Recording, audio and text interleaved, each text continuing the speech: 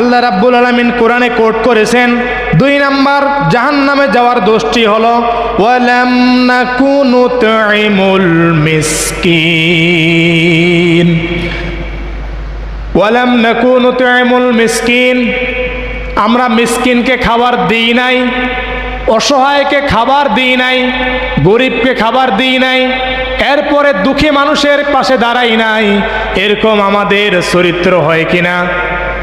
সেদিন জাহান্নামে যাবে 2 নাম্বার কারণটাই হলো দোষী।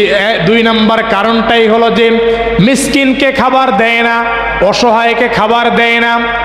গরিব মানুষ হাত তুলে ভিক্ষা চাচ্ছে, আমরা তখন ফতুয়া বের করি, শরীর তো ভালো আছে, ভিক্ষা করো কেন? ঠিক কিনা? তোমাকে তো এই প্রশ্ন করার জন্য আল্লাহ বলে নাই। সে যদি অসুস্থ না হয়ে চিটারি করে ভিক্ষা করে, তাহলে কিয়ামতের দিন ধরবেন কে? আল্লাহ আছেন কিনা?